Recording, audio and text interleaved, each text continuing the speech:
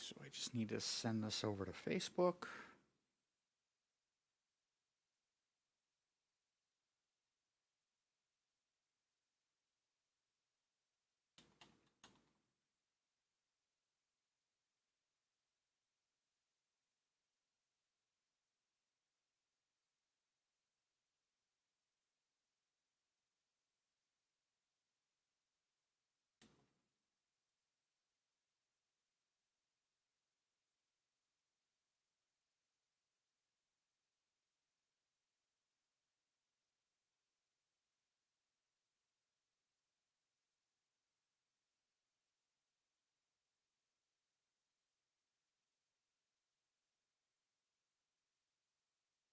All right, and that's been posted. I just gotta fix this mic again.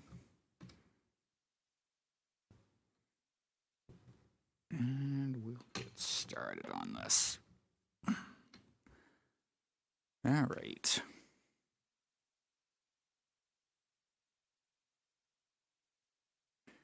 There I am.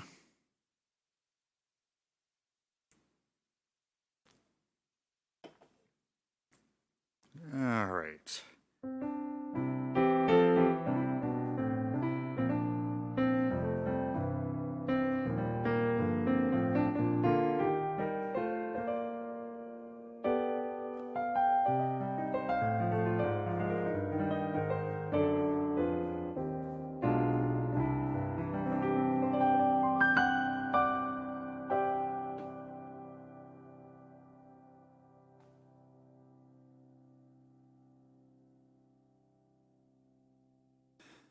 All right, well, greetings everybody. I'm Justin Have and today I am going to be demoing and reviewing the amazing Yamaha Montage M8X synthesizer. This instrument came out in November of last year of 2023, and it is the follow-up to the Montage, the original Montage keyboard that came out maybe about 9 years ago. And all I can say right now is amazing, but we're going to dive in a little bit and talk about what it is, what it does. We're going to hear some sounds out of it, and I don't know, just have some fun with this.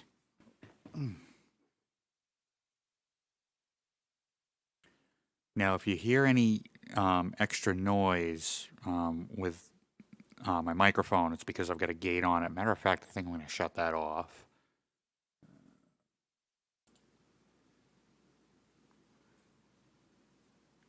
There we go.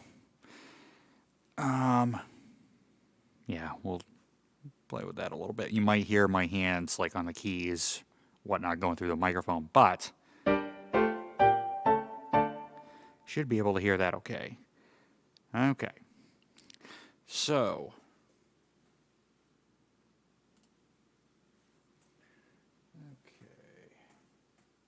let's go back here and talk about exactly what the Montage is.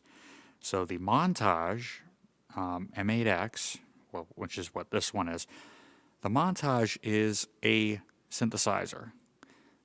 It's designed for performance. It's designed for music production. Not in the way I would say of a full-blown workstation, because this is not a workstation. Most workstations have songwriting tools built in, such as a sequencer, some way to record tracks onto it. Basically, what the Korg M1 was, the Triton series, the Motif series, the Yamaha Motifs were workstations. The focus for this instrument is the performance, the amount of expression that you get with all the different features that you have on here, such as left-hand controls, the control surface here, this guy right here, which we'll talk about in a little bit. But it's also a sound design tool. And there are many different ways that you can design sounds on here. There's actually 3 engines in here. So what an engine is, a synth engine, it's basically how the instrument creates its sound. And most instruments have one engine, whether it be a sample playback engine, a virtual analog engine, FM synthesis engine, and we'll talk about what all that means in a little bit. There are a few instruments that have multiple different engines in there. The Korg Kronos being one of them, which is no longer in production right now. So the Korg Kronos had 9 engines in it, and the current Nautilus workstations have 9 engines. Basically, the Nautilus is kind of a watered-down version of the Kronos, but the Montage M8X comes with 3 synth engines: the AWM2, the FMX, and the ANX. So we'll get into that in a little bit, but I want to talk about what we have in front of me here. So this is the M8X, the Montage M8X. It comes in 3 sizes. It comes in the M6, which is a 61 key, basically from here to about here. It comes in a 7, the M7, which is the 76 key.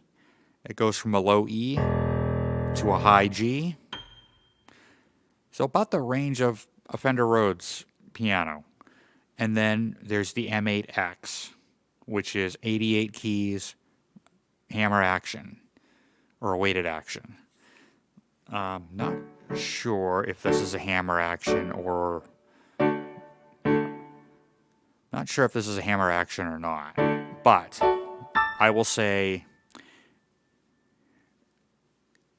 this is the best feeling, at least under my hands, this is the best feeling weighted / hammer action keyboard I have played in a very long time. I had carpal tunnel surgery back in 2018, and my hands have not been the same since, and I haven't been able to tolerate very, very many keyboards that have weighted or hammer action. I've always found them sluggish, slow, and really, really heavy. Especially after the surgery, like it's gotten worse. Matter of fact, there was only one digital piano that my hands could really, really tolerate, and I felt really good playing on it, and that was my old Roland RD1000 from 1986. That had a beautiful keybed in it, beautiful action, and I can honestly say now that this is about as close to that action as I'm going to get. So Yamaha calls this keybed GEX. Don't ask me what that acronym is. I couldn't tell you. But this is a newly developed action developed for this instrument. Now, the very, very special thing about this is this action also incorporates polyphonic aftertouch. That is what the X in M8X stands for. It stands for polyphonic aftertouch. So the X could mean expression. So let's talk about a little bit about what polyphonic aftertouch is. So first of all, aftertouch, if you don't know, when I play a key and I put more pressure on the key after I've played it,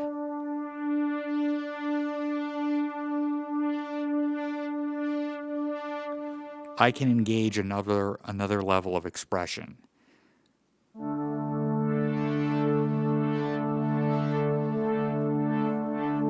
And that could be the sound getting brighter. That could be vibrato on some things, and I'll demonstrate that in a little bit.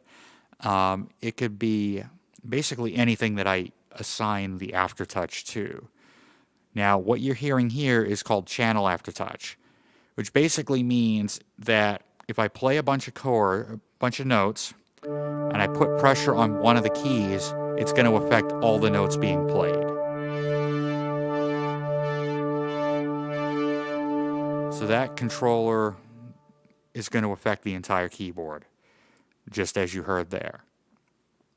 What polyphonic aftertouch is, it takes that concept and It applies it on a per key basis, which means if I put pressure on, say, this D right in the middle,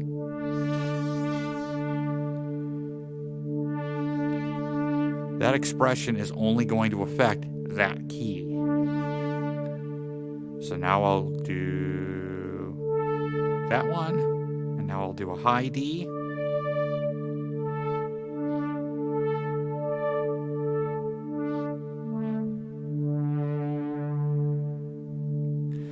Now, believe it or not, Yamaha had the first instrument that had polyphonic aftertouch, which is what I just demonstrated there, with an instrument that came out in 1977 called the CS80. That was an instrument that not only incorporated touch response or velocity sensitivity,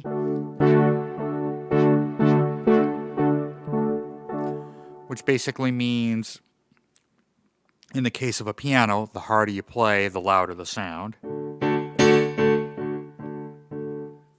But it also incorporated this polyphonic aftertouch, making it a very, very expressive instrument.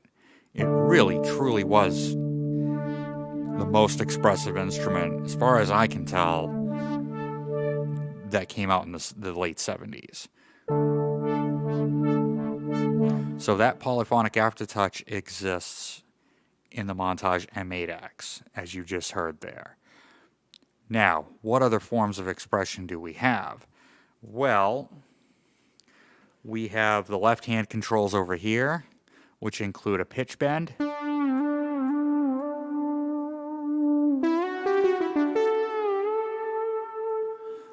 modulation wheel,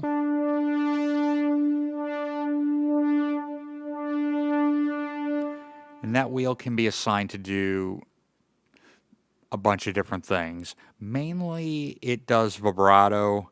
It'll also control the filter, like what you heard there. We also have a ribbon controller, which is basically a touch strip.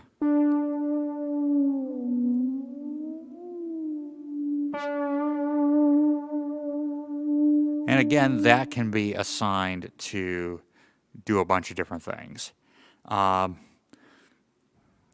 And I'll show you a couple of things with that in a little bit. Cool thing is it's got some, it lights up over here so I know where it is, like where the position is. I can also lock it in various positions as well.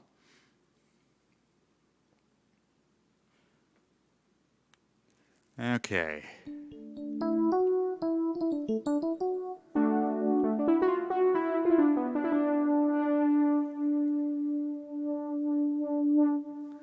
We also have two assignable switches over here. Those, again, can be assigned to do a bunch of different things, and I'll do a couple of things with those. We also have a keyboard hold function up here, which if I turn that on and I play a chord, it's just going to hold that chord as if I was pressing down on a sustain pedal. That will free up my hands to come up here and do some things with the control surface.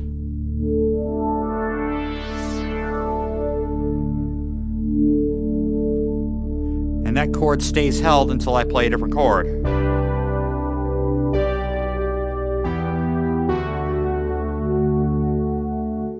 And the last thing that I have over here is portamento control. Now what portamento does is it'll take a note, and now when I play another note, it's going to glide from the previous note to the next one.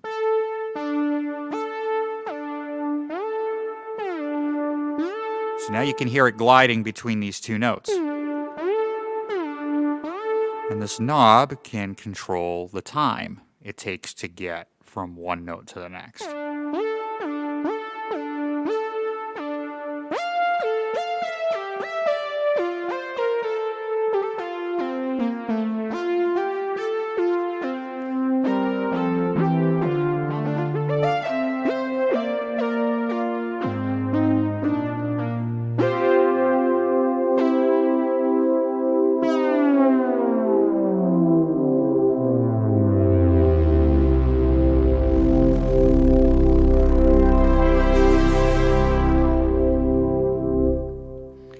that's what I have for the left hand. And as I just kind of demonstrated, this is a very expressive instrument.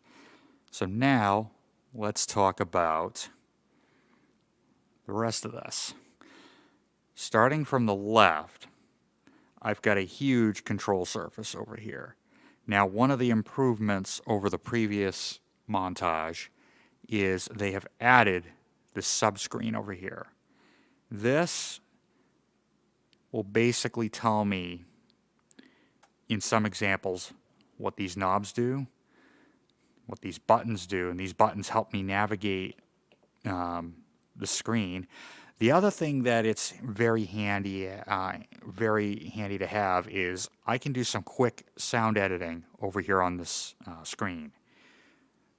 So, for example, if I go back to that, what I call the dark vintage pad, and this is basically an edited preset that I made. If I go back here, and I want to change something in here, let's change the waveform.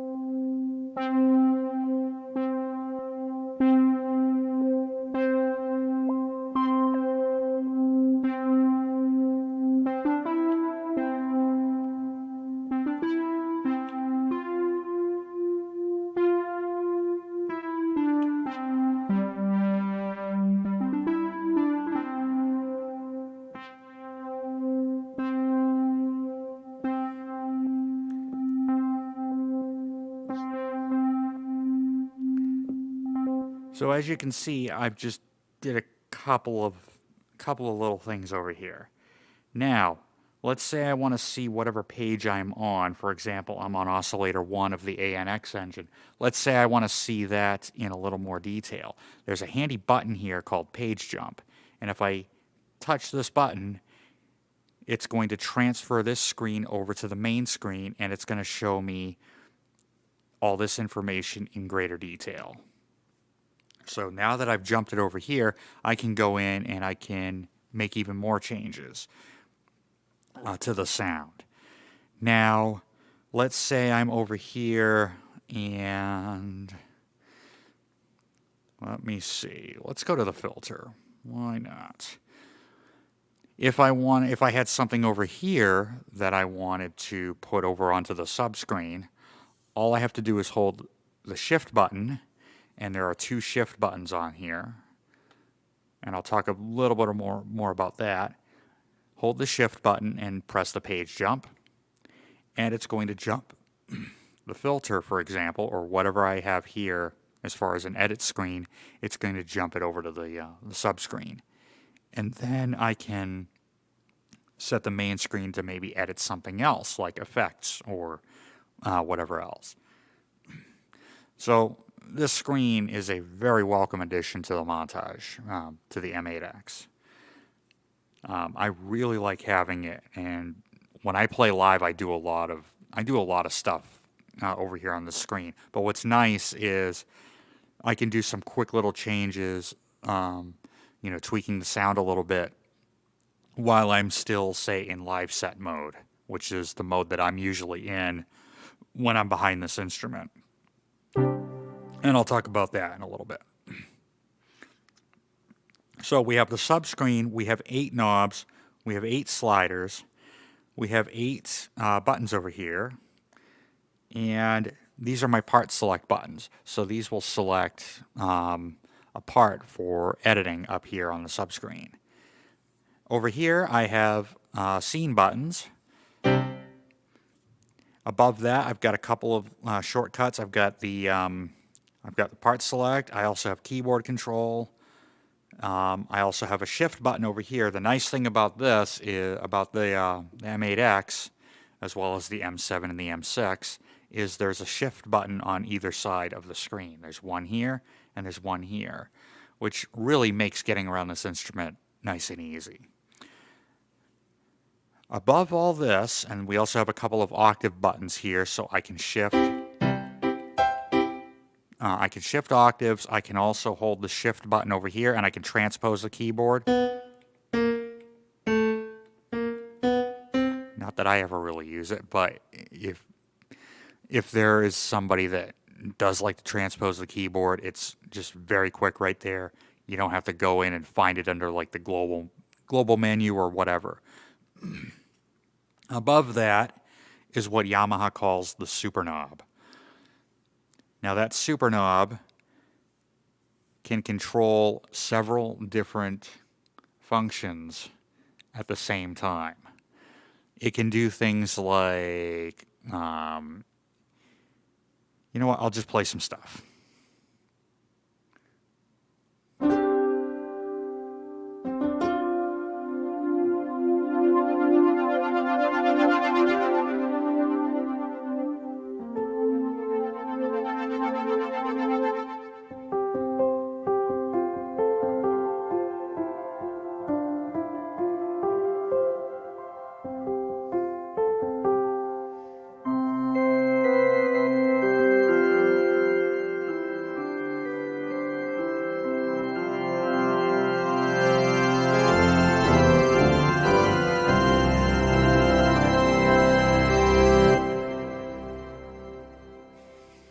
Yes, it's a lot of buttons.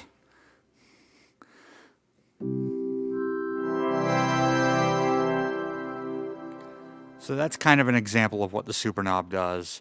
And it too is assignable when you're going and create your own sound or you edit something else. You can basically assign several different functions to this. And I'll play some examples in a little bit. In the center is a pretty good sized screen. This is also a touch screen, which also makes navigating this instrument nice and easy. And below that are 6 endless encoders, which basically means there's no start and end, like say a volume knob on a stereo. And depending on which mode you're in on the screen, these knobs will have some different functions to them, and there are some LEDs below them to tell you which ones are active and which ones are not. To the right of that, we have our value dial, and right around it we have our cursor buttons to, again, navigate around the montage. And I do like, this is a nice touch that they've put the cursor buttons around the value dial. I like that. We also have increment and decrement buttons over here, so if you're doing some fine-tuning with some of the parameters in here. We have an enter button and we have an exit button. So whatever mode you're in, if you ever get lost into this instrument, you just hit the exit button and it'll take you right back to the performance home. Right below that, we have some transport controls. There is a sequencer in here, but it's not a full-blown sequencer like what was in the Motif XF a few keyboards back, or say a Korg Triton. There's a pattern sequencer, so you can make your own patterns, and there's also just a quick sketch pad of a song recorder in there. I've never had the need to use those because I've got a computer with a digital audio workstation, and I've also got some other tools that do that as well. Okay.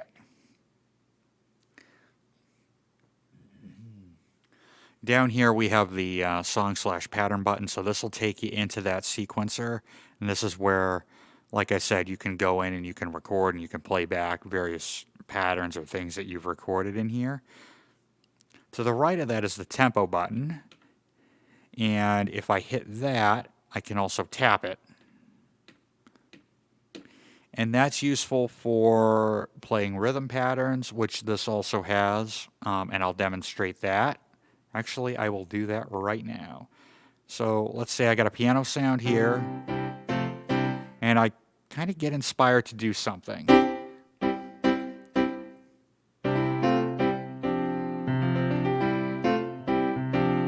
Well, Yamaha has thrown in some rhythm patterns that you can play along with to get you inspired.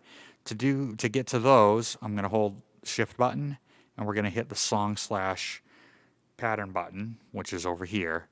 Now, if we look closely underneath some of these buttons, and I'm sorry the camera's so far away, there are some other functions written in red. Those are the shift functions. So those apply to that button when you're holding down the shift button. So shift and song gets you into the rhythm pattern mode. So here what we're going to do is we're going to choose a drum kit. I'm just going to go for New Oak Custom.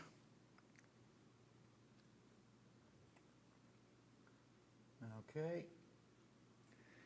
And then if I go into the category search, I can now choose some different genres of some patterns in here that I can play along with.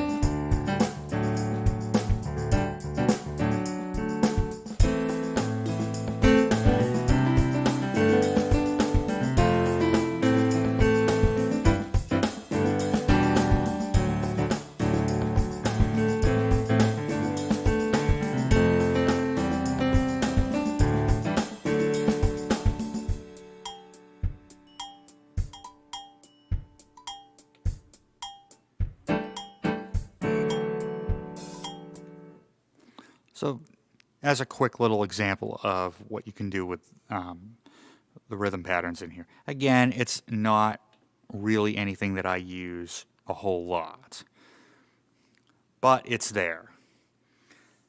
Okay, to the right of that, we have some more function buttons over here. This is where you can get into the utility mode. This is where you can get into the navigation mode. Now the navigation is really nice because it basically shows you a roadmap of the current engine that you're running right now. So for example, I'm on the AWM2 engine. If I was in the FMX or the ANX synth engines, this navigation screen will look a little bit different. So for example, I'll go back to that dark vintage pad that I was playing earlier. And if I hit navigation, now it's going to show me basically a roadmap of the ANX engine. And let's say I want to go to the filter. I just touch filter and it just takes me right over there. And again, if I get lost anywhere, I can always hit the exit button and it'll take me back to the performance home.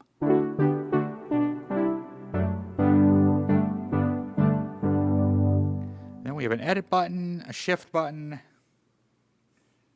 We also have a quick split button here. So if I, let's say, just start with a basic piano and I want to create a quick split with a piano and a bass. If I hit that split button,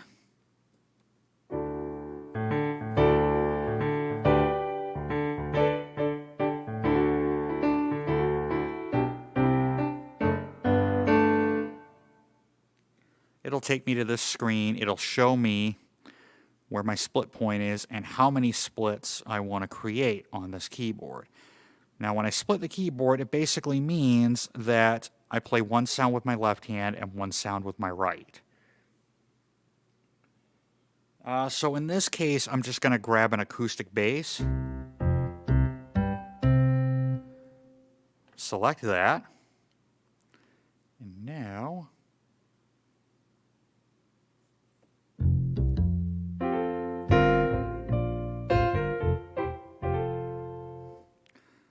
so now what has happened is, now that I've added that,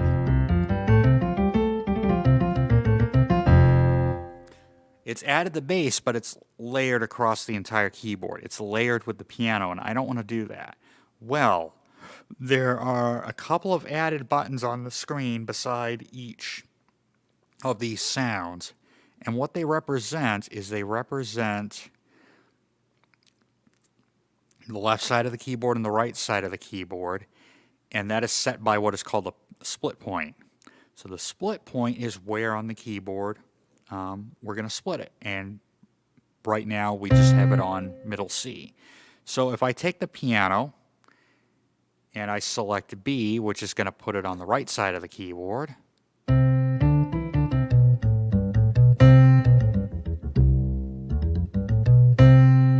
I play below middle C, you're not going to hear the piano. If I play above it, you'll hear the piano, but you're still going to hear the bass. So I have to take the bass and put it on section A. There we go. Now, I play above middle C.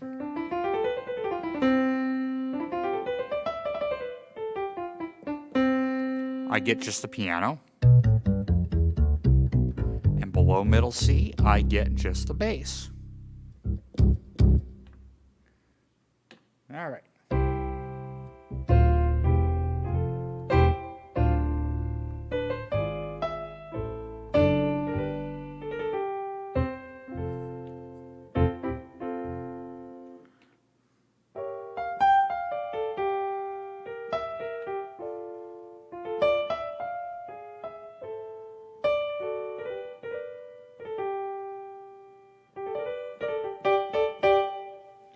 I'm just going to quickly shift the piano down an octave. Let's see. Oh, and something happened.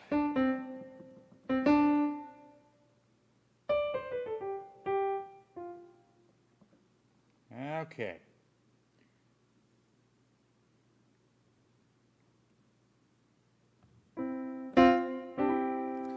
So now we've got a little issue. When I shift the piano over an octave, it actually shifts the entire zone over. So what I need to do is I need to go and fix that. So to do that, let's see.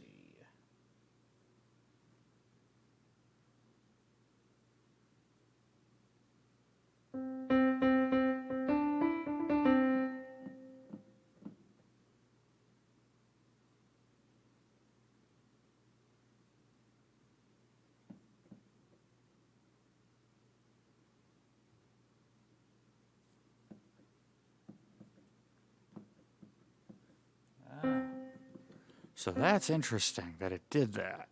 So now I got a gaping hole here. All right.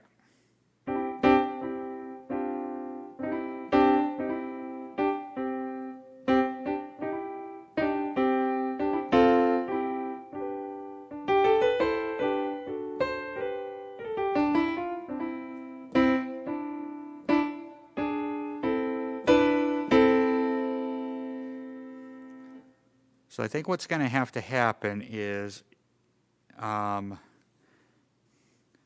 sure that setting is in there somewhere, but I'm just going to go back here.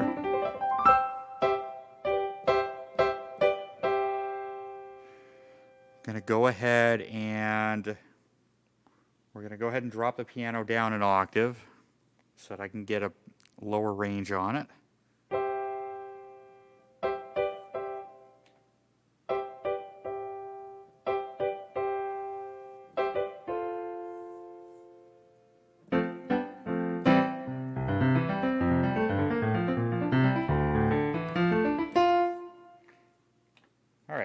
Now we'll try doing the split again. So I'm going to add that bass.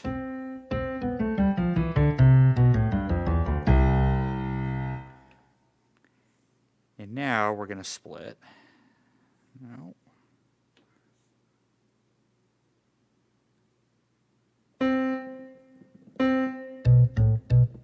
And it still did it.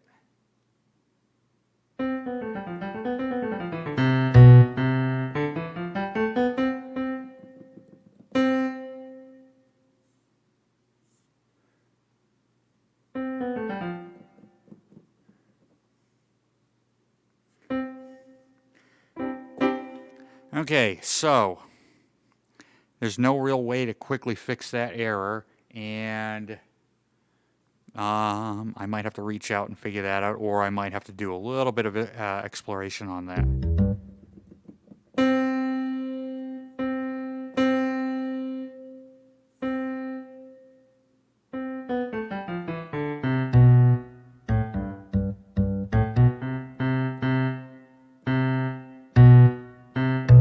Okay, I got it. All right, So what I need to do is to fix that error, I have to go in here and I have to manually set the bottom key of that zone for the piano. And to do that,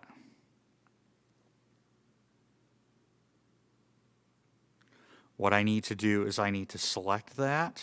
And I can either scroll with the value dial here, or I can press this keyboard button.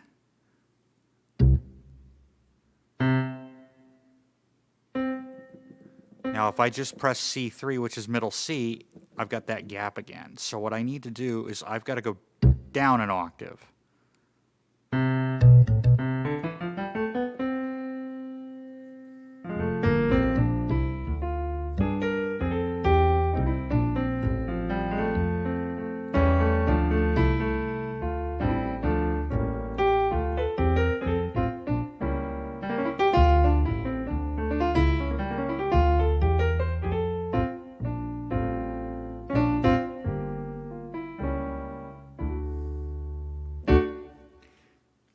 All right, now let's talk about these buttons over here.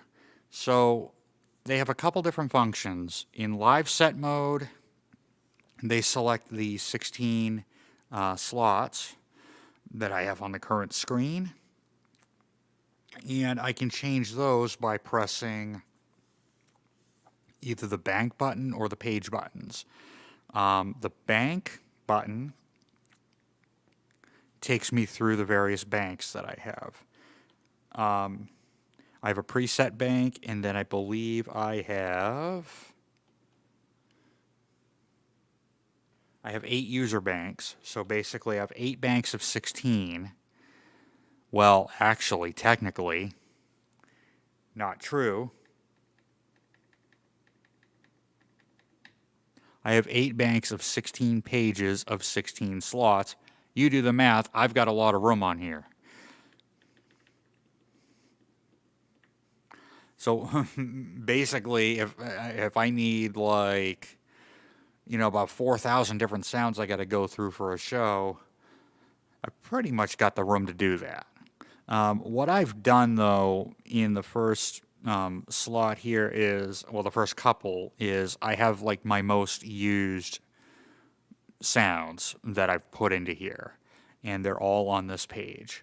I haven't had to go away from this page to the second bank where I've got some song-specific sounds that I use for specific songs, and then a few extra favorite sounds.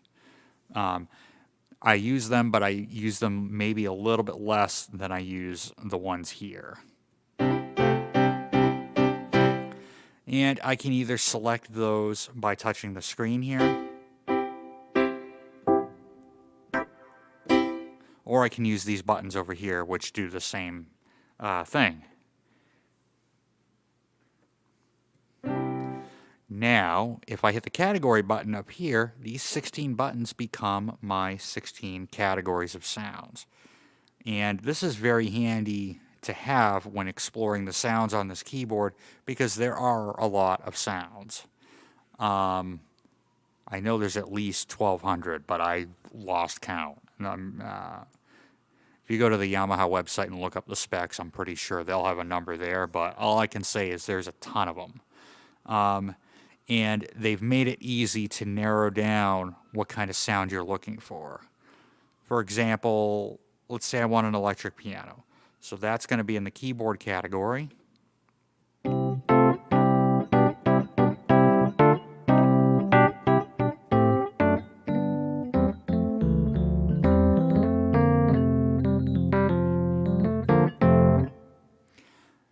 So that's the main category, and then below that there are some subcategories. So I've got electric pianos, I've got FM electric pianos, so these are your 1980s DX7 style.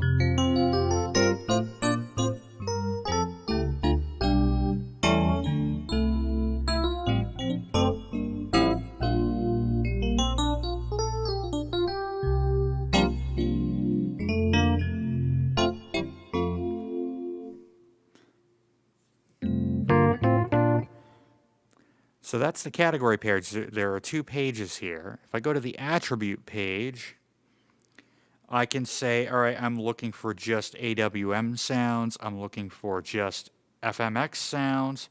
So the various synth engines. I can look for ones that have motion control, and that's a whole nother feature we haven't talked about yet. I can look for sounds that have smart morph, and that's another thing we'll dive into a little bit. I can look for sounds that use a single part, or I can look for sounds that use a multiple part. And what I really like is I can look for sounds that are brand new to this instrument, the Montage M. But even more than that is they have just released an update a few days ago that updated the OS, the operating system, to version 2.0, and they've added even more stuff to that.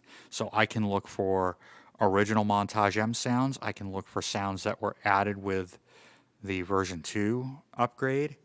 I can look for sounds from the original Montage keyboard, or I can look for sounds from the Motif XF keyboard, which was the instrument that came out before the original Montage. So they've given you a lot of different ways that you can navigate through and find exactly which sound you are looking for.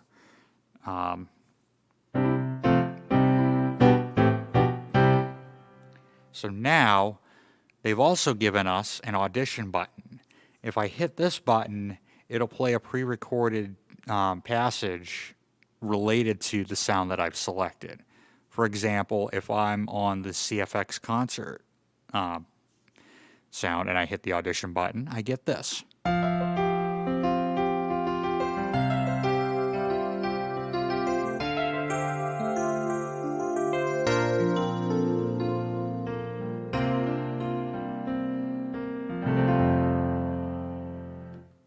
So this patch actually is one of the stock patches in the original Montage. This is a CFX Concert Grand.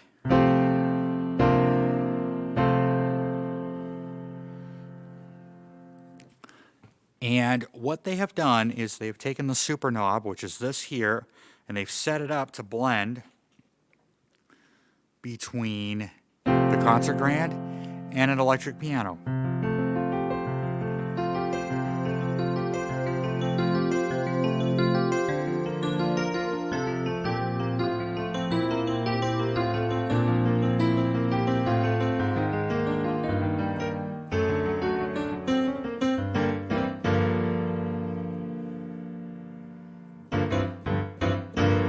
Play that all day. It's so good.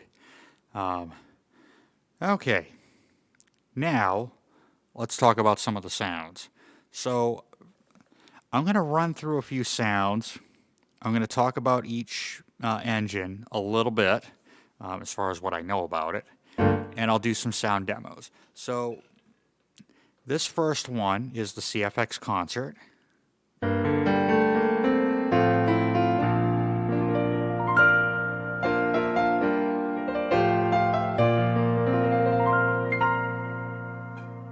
And this is using the AWM2 engine. AWM2 is a sample playback engine, which basically means it's playing back a recording of a sound. And it's very, very useful for things like pianos, like some electric pianos.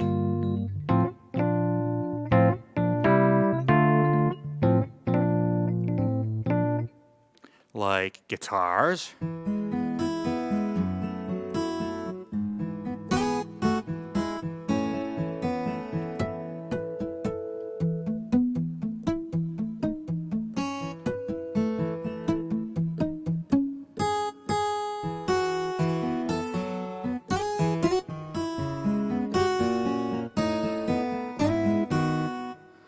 Some basses.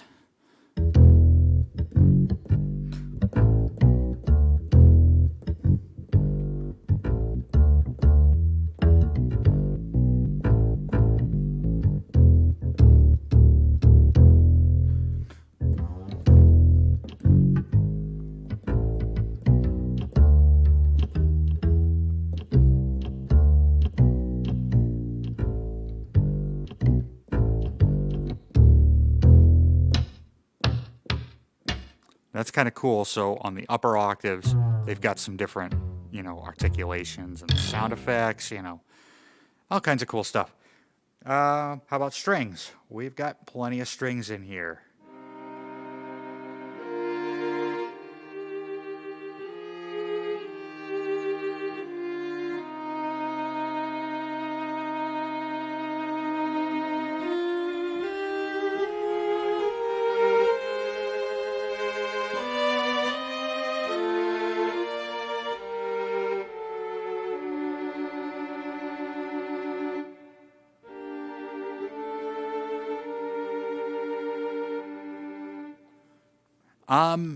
So this doesn't quite do the recording as much as some of the other instruments that came out before it. Its main focus is performing live, sculpting sounds, sound design, things like that. If I wanted to do recording, it does have a mode where it will instantly integrate into my computer setup. Actually, when you purchase this, it comes with a plug-in version or a software version that runs on your computer, and it's this entire keyboard that will live in your computer. And I can run it on whatever recording software I want.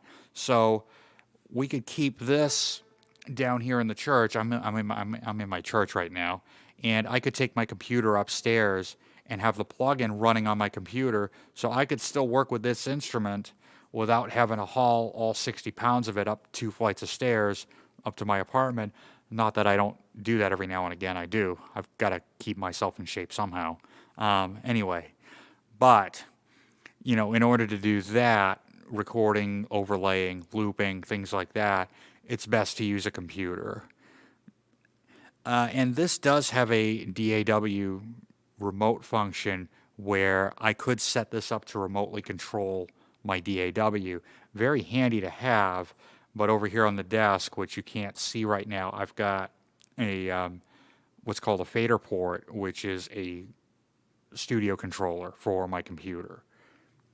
But anyway, how about some more sounds? How about some ensemble sounds?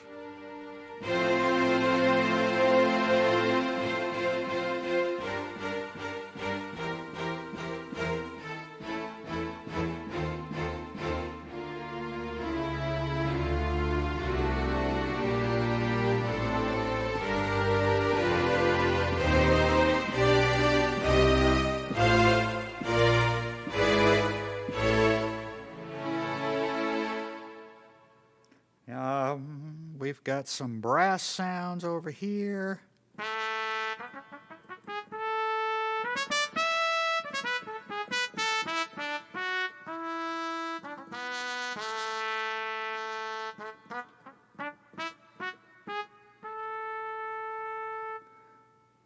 We've got woodwinds.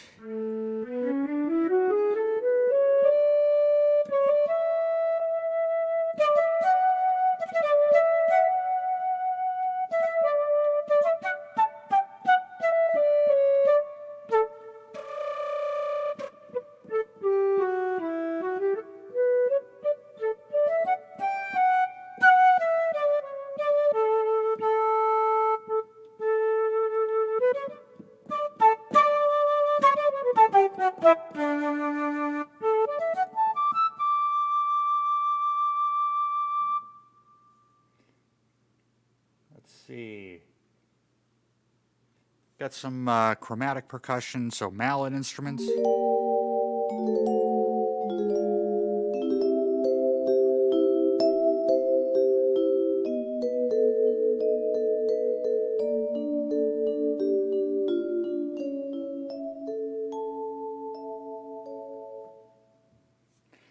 There's a ton of drum kits in here.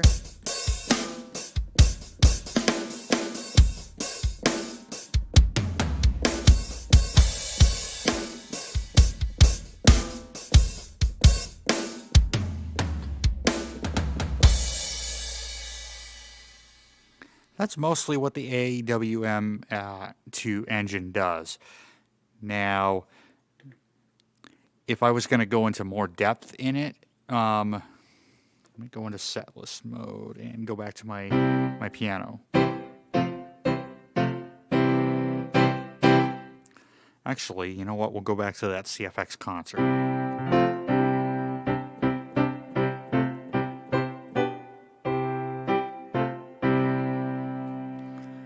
So this sound is made up of one part.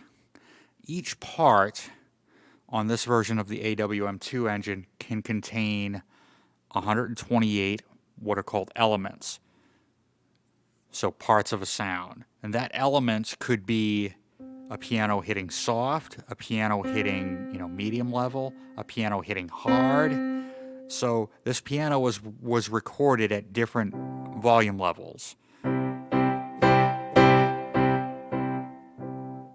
And they even went in and recorded release noises, damper noises, all kinds of things. And all those noises live in these elements. So they've really upped the engine here versus the original Montage.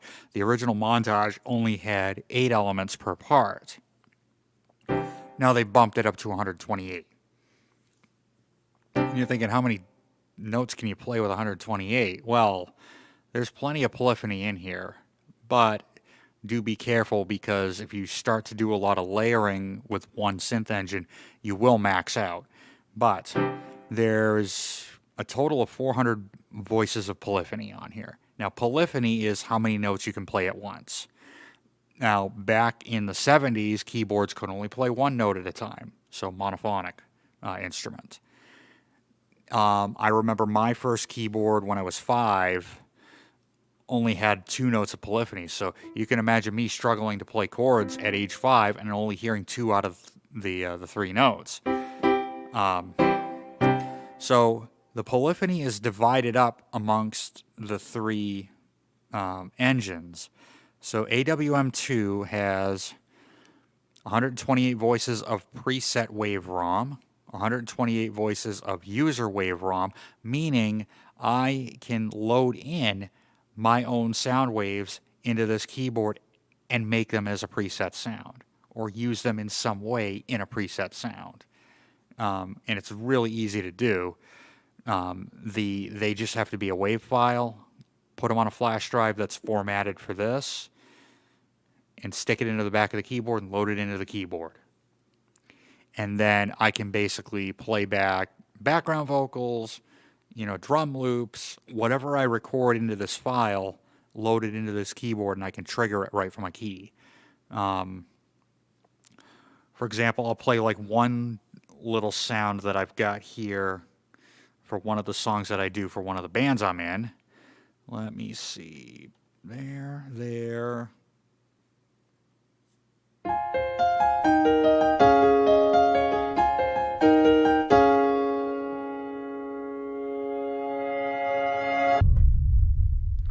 So that little sound there was a sound that I made on my computer in my recording software from some other, instruments and things. Made it a wave file, the whole thing, loaded it to a flash drive, loaded it into this keyboard, so it lives in this keyboard, and now I can play it whenever I want by just pushing this key because I've set it to play back from this key.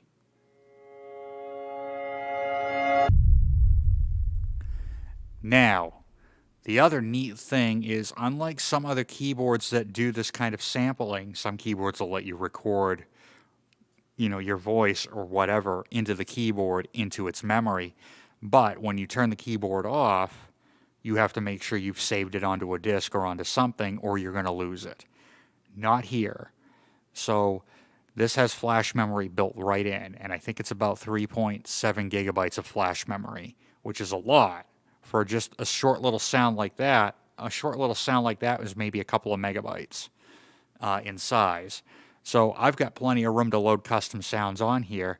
And the nice thing is, if I take this out to a coffee house or to an event to play, I never have to worry about losing those sounds when I power down this keyboard. They live in here until I go in and either do a factory reset or delete them. So that is basically using one of the 128 voices of polyphony with the user waveform of AWM2. The FMX engine uses 128 voices. The ANX engine uses 16 voices. So I've got plenty of room to not worry about, note stealing or anything like that. So having things cut out on me when I'm playing. So that's kind of an example of what the AWM2 engine is.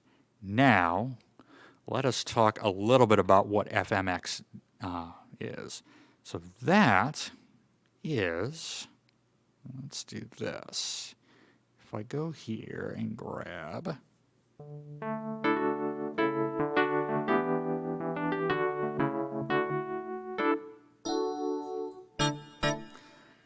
so FMX uses what's called frequency modulation synthesis, or FM synthesis. I might have talked about it on a previous live stream that I did, maybe on Facebook or something. But what it is you take one sound wave and you change it and you modulate it with another. I've got a synthesizer over here that I could demonstrate that on. I might do it at another time. But the way it works is if you take two sound waves, you have one of them that you hear, that's called the carrier. You have another one that's changing it, that's modulating it, that's called the modulator. So you are modulating, or you're changing the frequency of the waveform that you're hearing. So frequency modulation, or FM synthesis. So there was an instrument that came out in the late 70s, early 80s, called the synclavier. And it was actually made by a company called New England Digital, and I believe they were out of Vermont. But this instrument maybe cost about as much as a house. So a full-blown one with a recording studio, sampling and all that stuff would probably cost you about a couple $100,000. FM synthesis really came into popularity with the launch of the Yamaha DX7.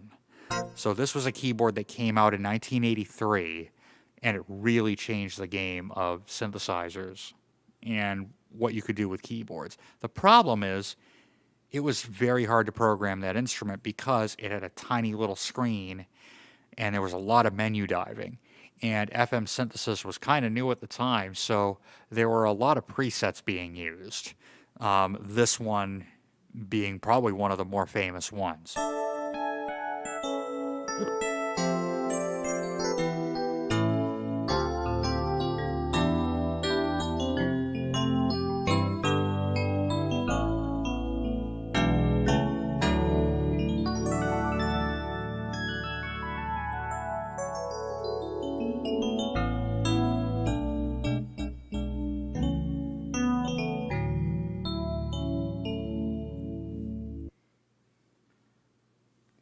So that's one of them.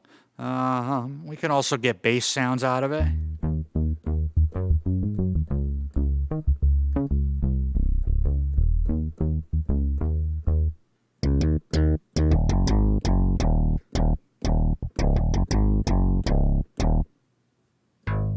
There we go. There it is. That's a very famous sound used in Danger Zone, used on Broken Wings by Mr. Mister. So many countless records and songs have used that bass sound from the DX7. So that's a little bit of what FMX does. But you can also go and do some other cool sounds with it too.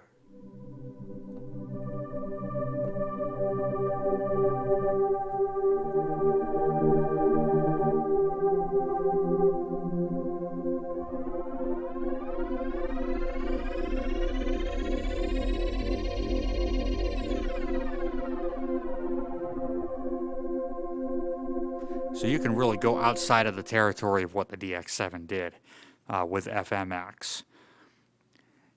Now the third engine is called ANX, and it is what we call a virtual analog engine. Now what in the world does that mean? Well, I have here an analog synthesizer. a very basic one that uses real analog electronics, real analog circuitry to make it sound.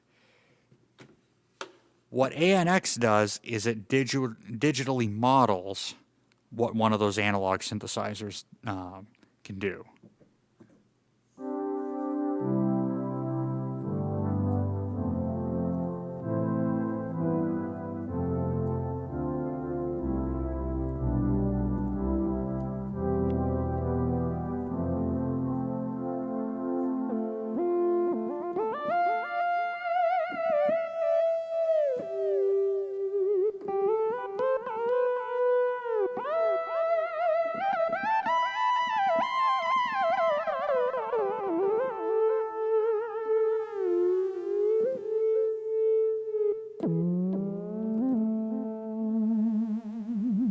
So between those three engines, and I can't really think of any sound that I can't get on here.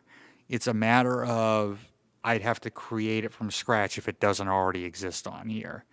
And most sounds that I like, that I hear in my head, I sometimes do create from scratch. Now, I want to talk a little bit about the live performance aspect of this. So I'm in what's called live set mode. What I can do with this is I can take all the sounds that I need for a live show or a specific live show, and I can map them out into this live set mode. And like I said, I've got 8 banks of 16 pages of 16 slots, that I can use. So 16 times 16 is 256, times 8 is 2048. So I have 2048 slots that I can put sounds in. And I got to be doing a pretty big, concert with a lot of sounds if I need that many for one show, which I don't.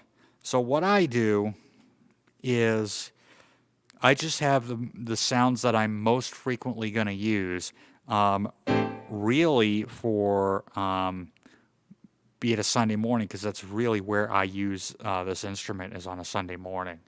This is actually owned by, I want to clarify that this is not my instrument. It's owned by my church. And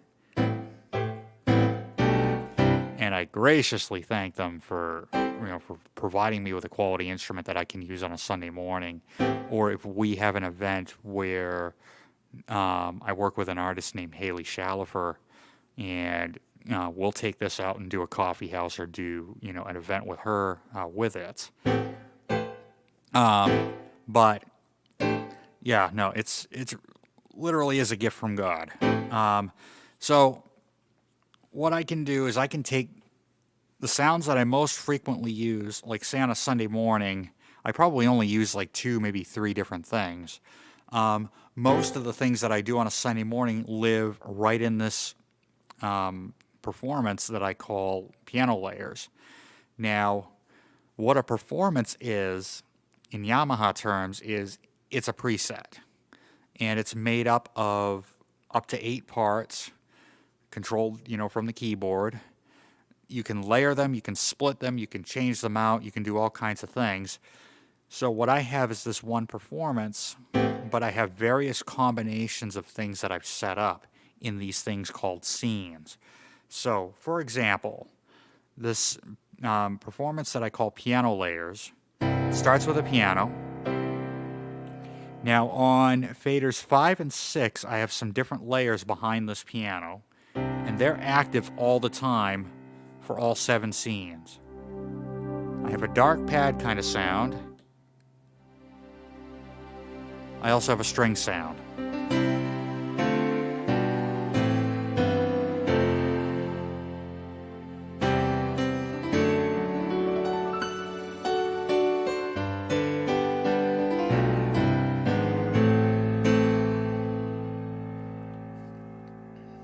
And like I said, those are active across all of these scenes. Now, I'm going to go into what's called keyboard control mode.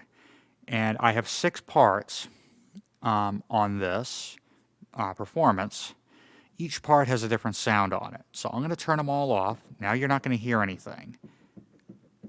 If I turn on part 5, that's that pad sound. Part 6 is the string sound.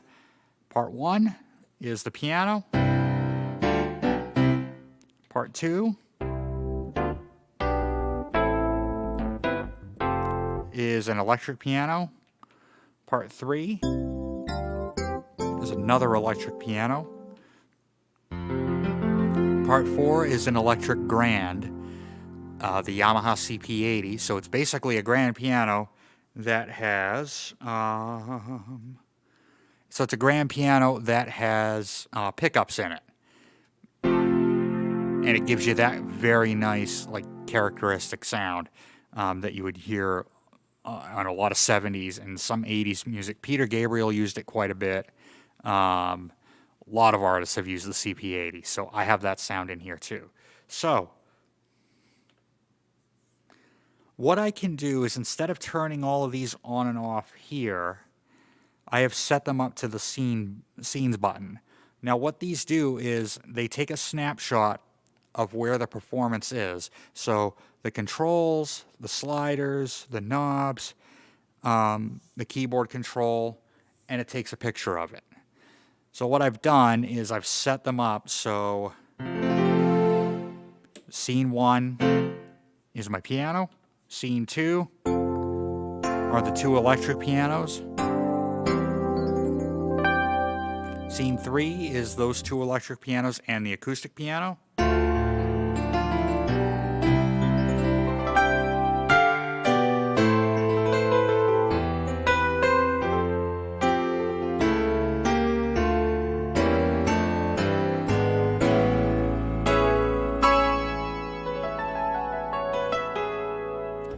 Scene 4 is the CP80 electric grand. Scene 5 is the CP80 with, let me see.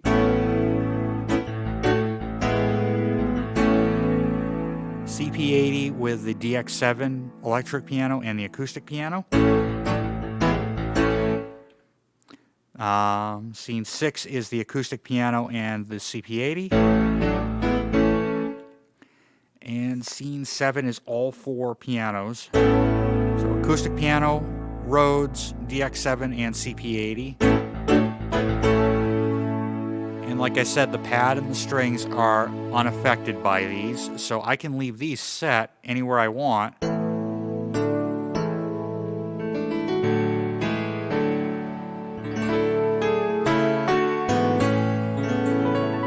So I have all those options under one performance, which really makes this instrument flexible and great for live performance. Now I'll show you another thing that really makes this amazing for live performance. I'm just going to stay on this sound. I want you to watch what happens when I switch to a different sound.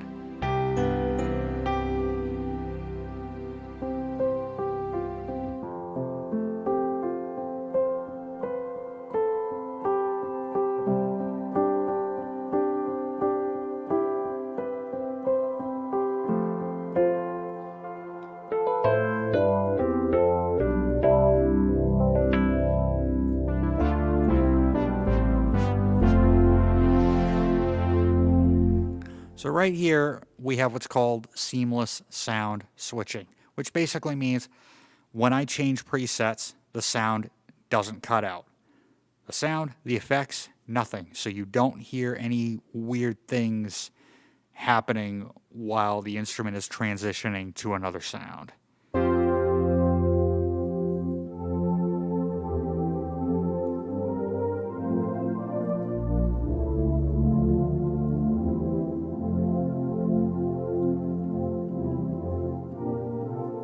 So for those that really like to just keep the setup down to a minimum and just use one keyboard to do everything, this can do that. There's also another little trick that you can do with live performance, and I'll have to demonstrate that on another video or a live stream. And that is, Well, first let me explain what's in the back here, starting from this side. So from this side, you have your main stereo outs, and they're balanced outs. They're balanced 1/4 inch. You have your headphone out. You actually have an alternate pair of outputs, so you could route, say, your dry sound through the main outputs and your effects through the alternate outputs, as an example. You also have a pair of line inputs. So if I were to hook up, say, an MP3 player or a second keyboard, like a synthesizer, if I wanted to run that through the A to D input, I can do that and turn it on here, and it has its own master volume knob right here. And I can mix it further with the control surface. I can even run it through the internal effects if I wanted. So there's that. There's 2 expression pedal inputs. So I have an expression pedal down here that's controlling the super knob. There are 2 switch inputs for sustain pedal and for an assignable foot switch. There's MIDI in, out, and through, so full MIDI on here. There's USB Type B for connecting this to your computer to use as a controller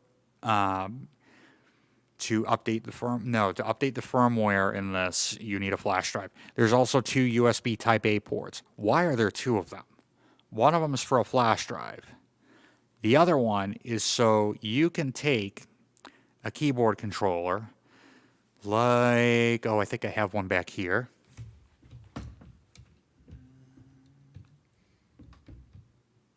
Stay.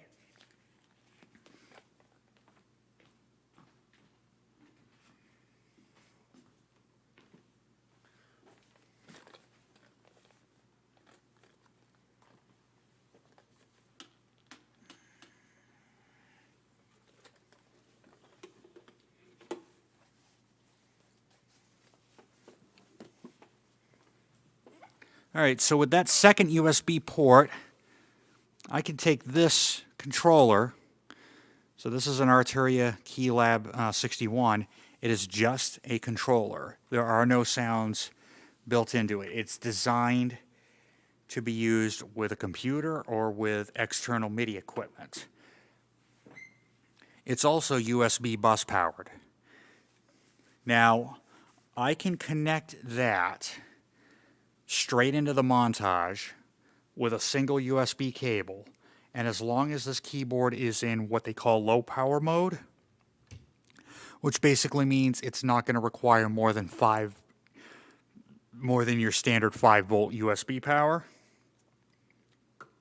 I can then set this keyboard to control any one of those 6 sounds on that piano layer button performance.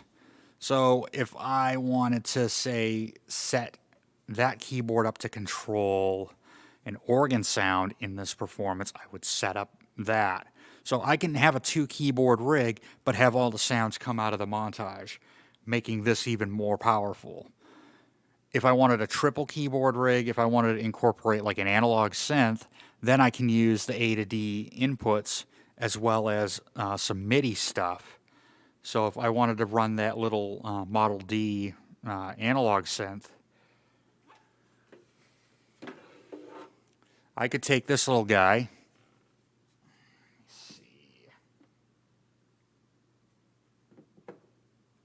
set that guy up there or somewhere over here, and then connect it to this with MIDI, connect the audio into this, and I can control it using, splitting the keyboard and doing all kinds of things. So really, Yamaha hit the nail on the head as far as making this like the ultimate performance keyboard.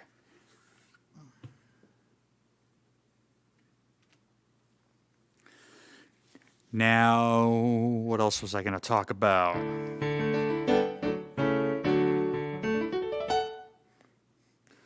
So I think I've covered everything that I want to cover in this live stream as far as the Montage M8X, what it can do, how I use it. I can't really think of anything, I can't think of any cons about it, any negative things to say about it. It does come with a hefty price tag, but what you're paying for is you're paying for quality. This thing is built like a tank. It weighs about 60 pounds. It's not the heaviest thing I've ever moved around, but it's very well built, quality. It's sturdy. It feels really nice under my hands. Again, there's nothing I can't really say anything, bad about it. I think Yamaha really got it right with this instrument. It's quality. It's set up for live performance. If you wanted to record with it, it's just a USB cable into your computer. You can run it as an audio interface too, so you can use that A to D input to record a microphone into it. I don't need to do that because I've got my own separate audio interface over here to do that. But this really is a versatile instrument that can do a lot of different things. It can even do, it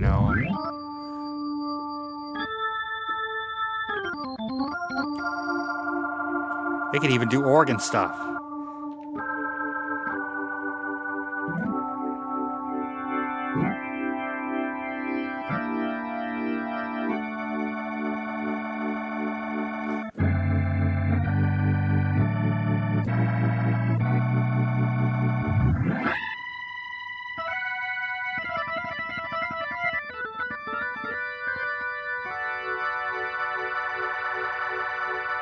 So even that sounds good.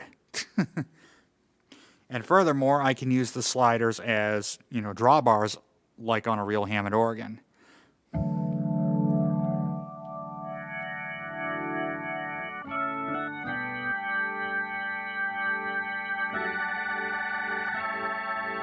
And then the rotary speed can be controlled by the ribbon controller over here, the touchpad. So all I got to do is touch it. I can speed it up, I can slow it down.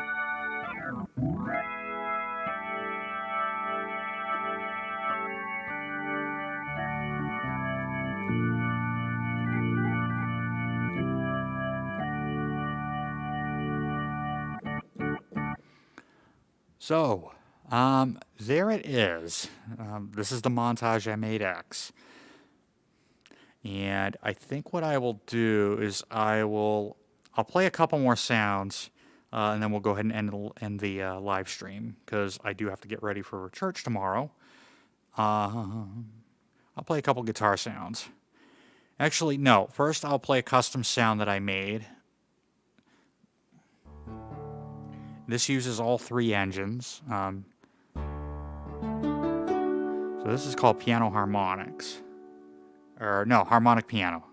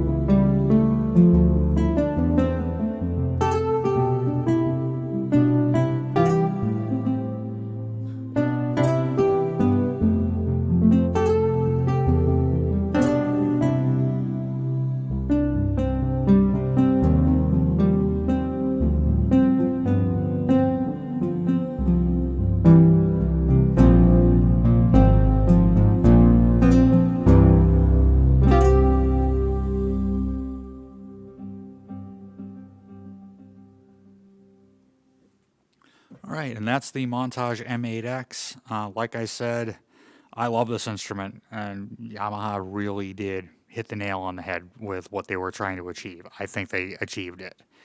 So that is going to do it for this live stream. I am Justin, and I will be doing, I don't know how often I'm going to do these, but I want to do one of these explorations every once in a while where I grab a keyboard, grab a synthesizer, and kind of explore it and talk about what it does, what it is, how I use it, um, my approach to it. We'll do some, keyboards, some synthesizers. We might even do some software. But like I said, I don't know how often I want to do these or I'm going to be able to, but I'd like to, get into them. So thank you for watching, and I will see you all later.